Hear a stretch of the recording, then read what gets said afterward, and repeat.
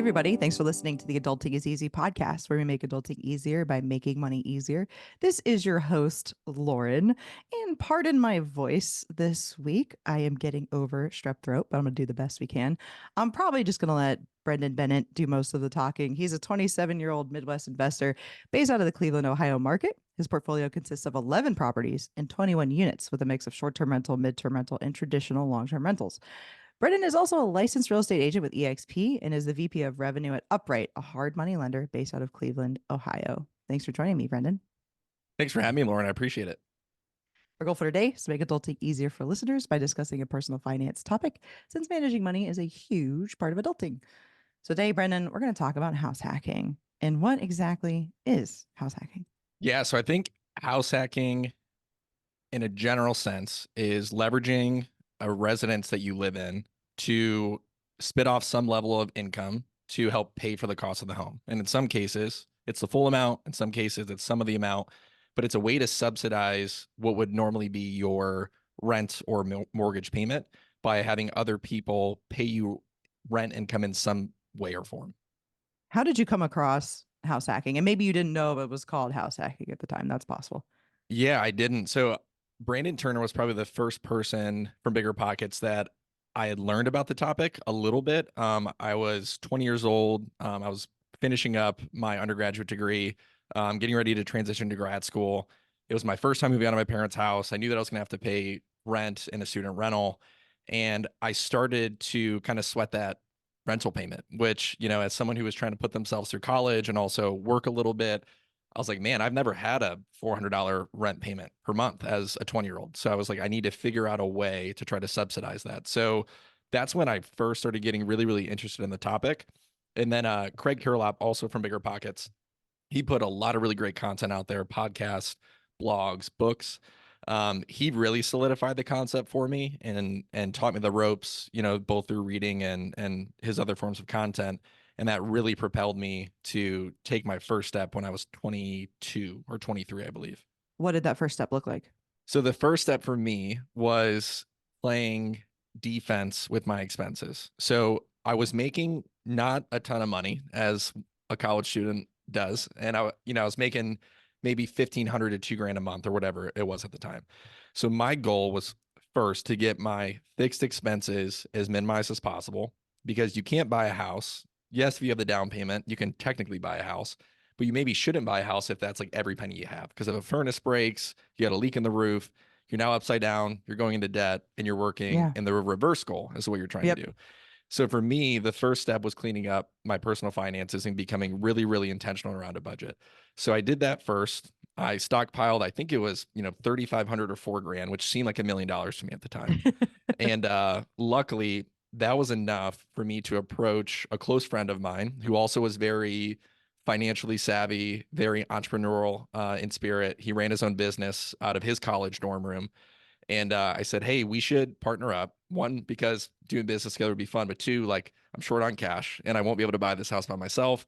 So my first house hack was actually a partnership house hack with a close friend. And we can dive into that a little bit more if we want, but that was kind of my introduction into house hacking. So that was a single family home? So this was actually a duplex, ironically also in a college town, but it was a college town that was close to mine and my friend's hometown. It's right near, it's called Oberlin College. It's this really, really expensive, high reputation liberal arts college. And we found a duplex about 2 or 3 blocks south of campus for like 110 grand. And we underwrote the numbers to having student rentals on the top. And then we had a couple of friends that were also moving back to our hometown after college, looking for jobs in the Cleveland area. And we ended up putting some students on the second floor, rented that out to them consistently. And then we even house hacked the unit that my buddy and I shared. So it was a three bedroom downstairs unit. He and his girlfriend lived in one unit. We had one of our other best friends from high school live in the other bedroom, and then I was in the third bedroom. So we were 4 people, pretty cozy in a 3 bedroom, 900 square feet, 1 bathroom apartment. So you guys financed it, obviously, for the $110,000. Do you remember what the payment was? The payment, I believe, was $850. So we got a great rate at the time. I want to say it was like, high threes, low fours. The property taxes and insurance were next to nothing on the house because only $100K purchase price. We put a decent amount of sweat equity into that house. It was not in rental shape when we purchased it. Hmm. And I barely know how to swing a hammer, let alone do home renovation, but we made our way through it with some help of friends and family. So super thankful for that. But we got the place into a livable and comfortable position enough for the four of us to not feel like, we're super uncomfortable in the house together. How much were you getting from the students? They were paying 1,200 a month for a 3 bedroom unit upstairs. And then our unit, the two additional people that were living in our unit, I think one paid 400 and the other paid two. So that was 600 from the downstairs, 1,200 from the upstairs. We were 1,800 total on around like $800 in fixed expenses monthly for the mortgage payment. That's amazing. It was great. It again, I felt like we were on top of the world for being, 22, 23, still trying to find like our place in our first formal job outside of undergrad and grad school. But yeah, it felt like $1 million. It's like it feels like you're beating the system when that happens, right? Yeah, it doesn't feel fair in some senses, but then it's also like this addictive feeling, right? Where you're like, holy crap, I can't believe that we just executed that. And it gives you that confidence to say, like, how do we do it again? And how do we replicate that system? So did you do it again? I did it again. I did it 4 times, going on five here shortly. So from that Oberlin College duplex, the same friend and I were just again so excited, but we were like, we want something modestly more comfortable. And I also got a job with Upright in downtown Cleveland. So my commute was 40 minutes from Oberlin. And then he wasn't really bound to any location. He said, hey, Cleveland sounds fun. We can go out on the weekends. It's a good location. So we ended up finding a duplex about 10 minutes outside of downtown Cleveland. It had already been renovated a decent amount by the prior owners, but they had just owned it for 20 years and were just ready to cash out. Wow. And we purchased that one for 142,000. I want to say the payment was around like 1,100. So we stepped up our purchase price by around 40 grand. We stepped up our mortgage payment by about 300 or 400 bucks. But the great thing is, Cleveland, just given the demand for housing, we got a little bit higher rental amounts for that unit while also getting a little bit elevated of an experience because this unit, while it also had 3 bedrooms and 1 bath, it had a finished attic that we were able to kind of use for spare space. We weren't all on top of each other. The same four roommates moved from Oberlin out to this Cleveland home. And so you were still getting what? Like, were you still getting $600 from your side? Yeah, I think it was around there. It might have went up slightly to like 7, and then we were getting like 13 or 1400 for the upstairs. So our mortgage payment went up, but the spread from the rent to the mortgage was pretty similar. And again, we had to do like maybe 2 or 3 grand worth of work. We added a closet in one of the rooms and did a couple things, but it wasn't as big of a lift as the first house. So it was kind of nice that transition of not having to really, pick up the paintbrush a ton and just be able to move in right away. And you kept the first one. Kept the first and still own it to this day. That's our baby. That was my first house hack, and we're gonna hold on to it as long as we can, as long as it makes sense. You have students in both units now? So ironically, we have a group of students on the top floor, and then we have a professor and his family on the bottom floor. So both, the economy of that local college is producing a lot of the rental demand for us. And when I tell people that, they're like, isn't that kind of a conflict? Like, crazy college students that are partying and then a family downstairs that's a professor. I think because of the culture of that college, it's a very kind of laid back group of people. They're very respectful. I don't know if it's like your typical like state college type of student. So it works really well. Both groups are looking to renew this upcoming summer. So we've had great luck, and that property has, knock on wood, not had a ton of crazy capital expenses as of recent. I don't think that would go well in Gainesville, Florida, where I went to school. Let me just say it. Yeah, or like you think about like an Ohio State or Oh yeah. like a Bowling Green, which is close to us in Ohio, and I'm like, man, I don't know, I don't know how that would go, but we're getting lucky with where we are with that liberal arts college for sure. Are you self-managing that one? I am. So I self-manage all of our short-term and midterms. The one unit in my portfolio that is more of like a lifestyle hack. So it's a Airbnb in Charleston, South Carolina. We just closed on that fairly recently. That is not my specialty. So I knew that I am competent and capable of managing short or midterm and long term in Cleveland, Ohio. I did not feel confident managing something 700 miles away. So we do have a property manager for the Airbnb in Charleston, but I self manage everything else, either for my partners that I have the house with or for myself for the units that I own 100%. So do you also still have the duplex in Cleveland? I do. I have the duplex in Cleveland still. And then from that duplex, then bought two more, a duplex and then a triplex, subsequent years, all in like kind of the same general Cleveland area. It's some neighborhoods called like Edgewater and Lakewood to the west side of Cleveland. And you kept moving. Kept moving. So I have out of the 11 properties I own, I have yet to sell anything, which there's going to come a time. I've only been in the real estate space. I've only owned property for 4 or 5 years. There's going to come a point in time where, the capital expense is getting too high or, something gives with that property and I have to sell it 1031, trade up into something else. But, my whole goal off of this is yes, to spit off cash flow to be able to subsidize my lifestyle, my expenses. But the other thing is like legacy and wealth. And I think the way that I get that is to keep these properties as long as I can. So, I probably won't sell anything until I'm forced to sell it due to some sort of like huge capex expense. What's 1031? So 1031 is something that I've never done, but from my understanding, it is when you're able to sell a property and defer those taxes until you sell the subsequent property. And in most cases, people 1031 into perpetuity, so they never have to pay that tax on whatever they're trading up. So if I buy something for 100 grand, it appreciates to 150, and I sell it for 150. In a typical sense, I would have to pay some level of tax on that 150 minus the 100 and the depreciation that got written off on that property over the course of time that I owned it. With the 1031, whatever that profit margin is, 50 to 60 grand, depending on the depreciation, I don't have to pay taxes on that yet. I can defer that tax liability and thus have more purchasing power for the next property that I buy. Yep, love it. I've done it before.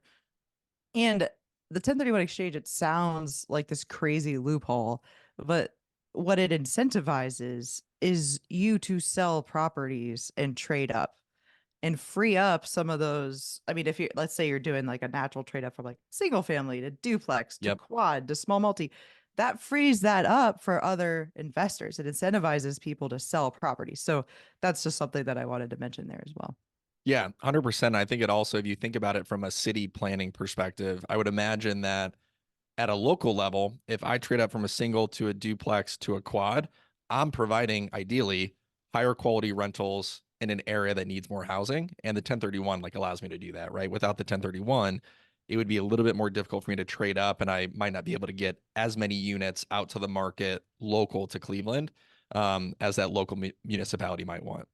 All right, so house hacking sounds awesome. Are there any cons to it? There are cons to house hacking in the sense that it's not going to be as comfortable as if you were to go rent a $2,200 a month single bedroom or two bedroom new build in a sky rise in Cleveland where you have a view, you have access to a pool, you have access to all these amenities. Um, it's got a downside in the sense that it's not as comfortable. But I also think comfort is relative because for me, comfort is security and it's financial security. And house hacking has enabled me to do that. So for me, it enabled my comfort.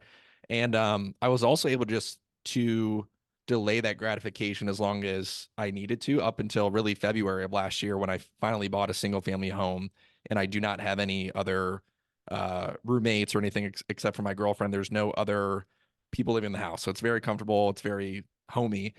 That's the main downside. I think another downside could be that owning property in general, whether it's house hacking or as a traditional landlord, it comes with some level of stress. If you are not prepared, if you're not kind of calm in the center of the storm, I think that can be a lot for some people.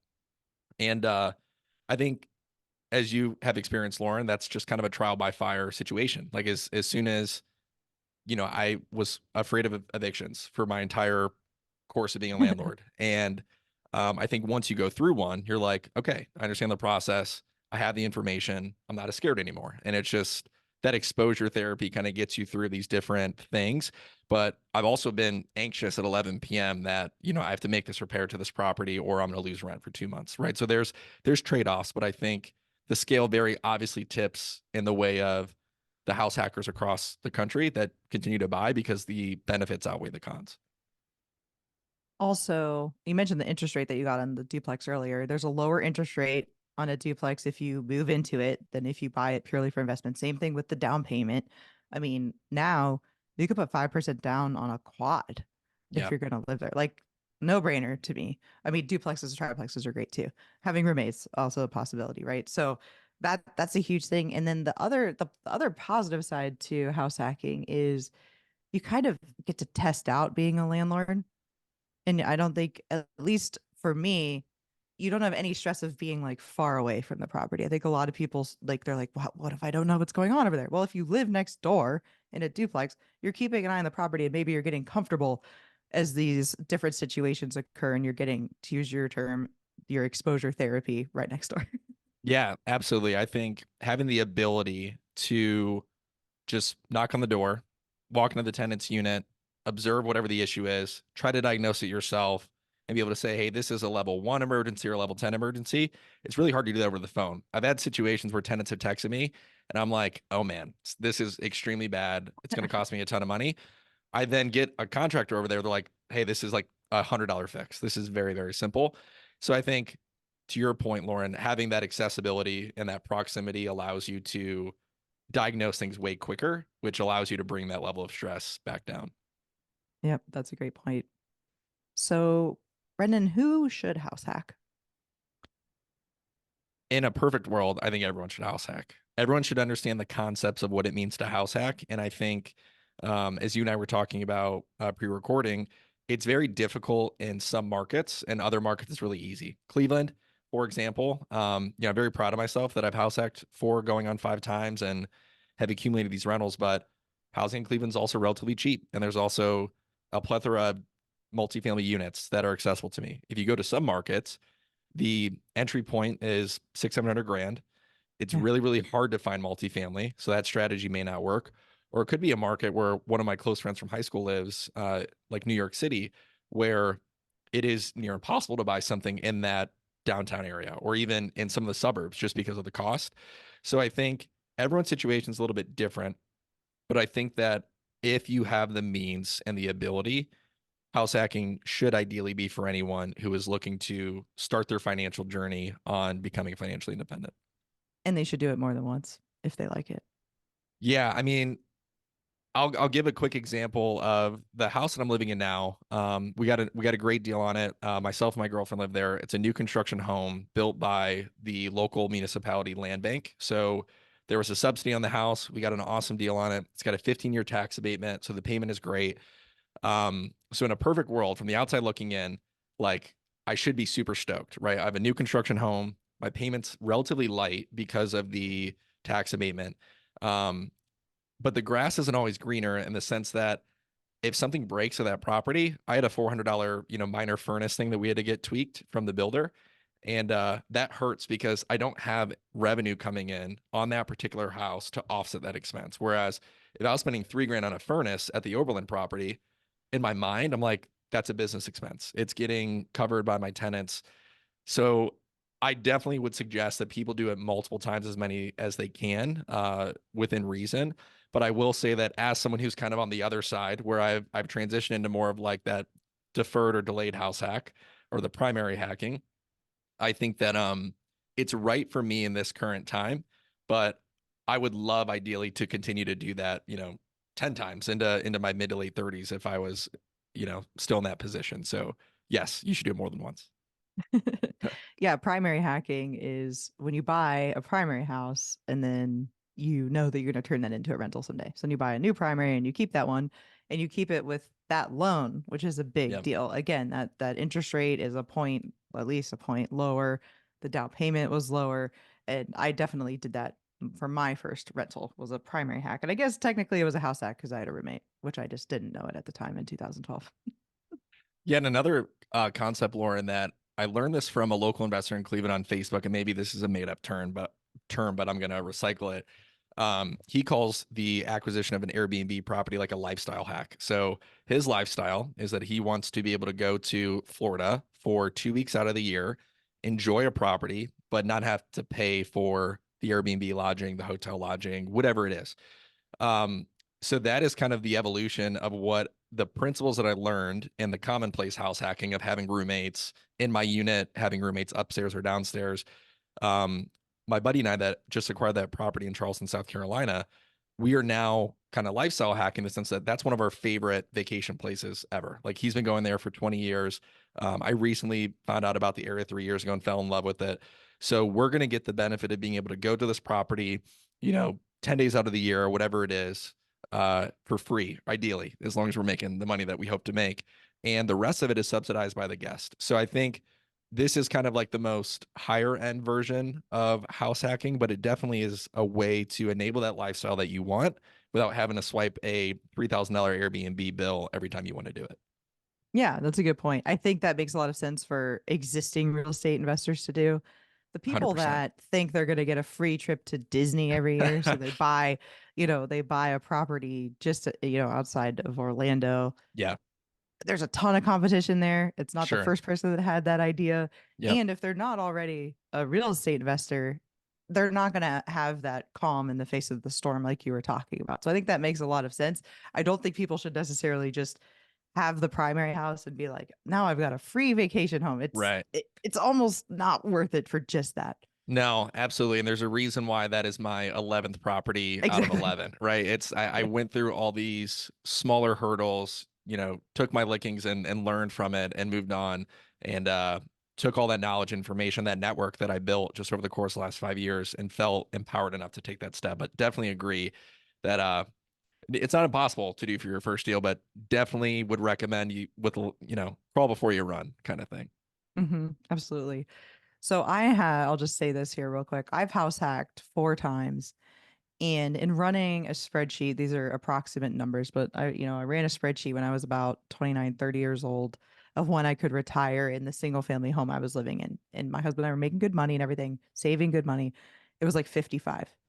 When I ran the numbers as if I house hacked, it Mm, was like 35. Now you do yeah, kind of have to house hack almost forever in that scenario, but or at least for a while. But like the financial difference the house hacking can make in your life, even if you just do it for a short time, free up a bunch of expenses, take everything that you were spending towards your house and invest it in other real estate or stocks or savings, paying down debt, whatever it is.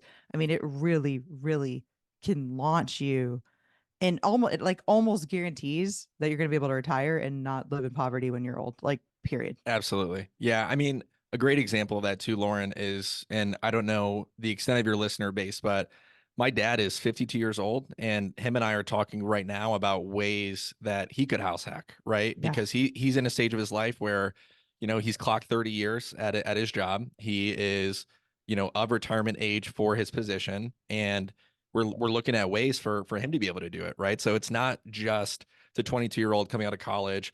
It's for anyone that has like one, the motivation and the drive to kind of reach that financial independence and minimize those monthly expenses.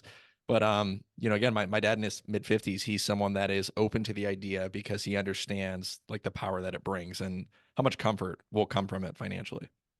We've had a similar conversation with my father-in-law who's also in his 50s. Like, let's think about retirement, but like let's just add it basically will just add a little cushion in Yeah. that scenario. It's really the most powerful financial thing you can do. It's real estate investing, yes. I also want to say this too. You can just do it one time Oh yeah. and that's it. Like you don't have Yeah. to like go on forever in No. perpetuity. You don't have to actually become a quote unquote real estate investor, although you are if you have a house hack. But you could just like get yourself on track and then move on with your life if you want. Yeah, that's the way, Lauren, that I pitch it to a lot of my friends who are like, "Hey, real estate is not my jam. I don't eat, sleep, and breathe it the way that you do, and I still want some of the benefit." I'm like, do it once, find a property that maybe doesn't even cash flow while you're living in it, but when you move out, you're gonna make $800 to $1,000. Now, when you and your significant other go and buy your, forever home for right now, and let's say that payment's $2,000, your payment's really now 1,200 because that house hack that you purchased that is now a full-time rental that is now spitting off income, your purchasing power for that luxury home that you want next is so much higher, right? And again, I wouldn't recommend that you do it just to enable you to go make a crazy financial decision on the home that you want to live in for the next 5 or 10 years. But if you know that you're going to buy a $300,000 to $500,000 single family home, that's a goal of yours, and you've made that decision. If you can defer that for a year and a half, 2 years, get the duplex, understand the principles, know how to manage people, increase the rents, you can then subsidize that single family home where you're not house hacking, you're not sharing a wall with anybody, and you kind of have the best of both worlds. You're getting appreciation from two properties instead of one. You have one that's spitting off income that's subsidizing your primary mortgage. So to me, that's the most powerful way for people who are like, hey, I don't want to do this. This isn't my career track. I'm not, staying up till midnight reading books about this. I think that's a great fundamental way, like one and done. Just do one, use it to subsidize your next property. That is the hard part. People sometimes don't want to talk to me about real estate because I think they think I'm going to try to talk them into Oh like yeah. I have 12 units. I think they're like, Lauren's going to talk me into 12 units. It's like, no, I promise I'm not going No. to. Yeah, I've had the same thing. I put PowerPoints together for some of my friends where I'm like, hey, this is all you got to do. It's very simple. And I think too, for those of you that are listening that are house hackers already, and like you're saying, hey, I've had that exact same conversation with a friend or a family member. Um, there was probably people when you were making your decision that pulled you over the edge of like taking that leap into your first house hack. So you probably have to be that person for your dad, your family member, your friend, whoever it might be. So, take this as an initiative to like go make that call or text message to whoever it is and try to give them a little bit more push to make the move. Is there anything else you want to add, Brendan, before we wrap up? Just in a general sense, I think that house hacking is extremely powerful. And I think the two avenues that it'll lead you down is either the first one we just talked about, which is one and done. I'm going to subsidize my primary residence, and that's good enough. Or it's going to light this fire in you around how much real estate can unlock in your life, and you might just find a career path in it. My graduate degree was in industrial psychology. I am obviously not an industrial psychologist. I've figured out what house hacking was, fell in love with it, and now made a career out of it. Right. So I think just going through that exploration and learning from how house hacking works, it'll either enable you financially, you're going to find a love and a passion in it that's going to light you on fire, which is awesome. Can you let people know how they can connect with you and get in touch with you? Yeah, so I can be found on Instagram at Quade Property Group. You can also email me at brendan.bennett@upright.us if you have any questions about lending or just questions about house hacking in general. Feel free to email me or DM me on Instagram. You guys can follow me on Twitter/X at Adulting is Easy, Instagram at Adulting is Easy Real, or YouTube, where this is also posted at Adulting is Easy. If you like this episode, you also like episode 123 when you house hack and it has mold, but you still make money. Thanks again for listening, everybody. Hopefully, Brendan and I have made adulting a little easier for you.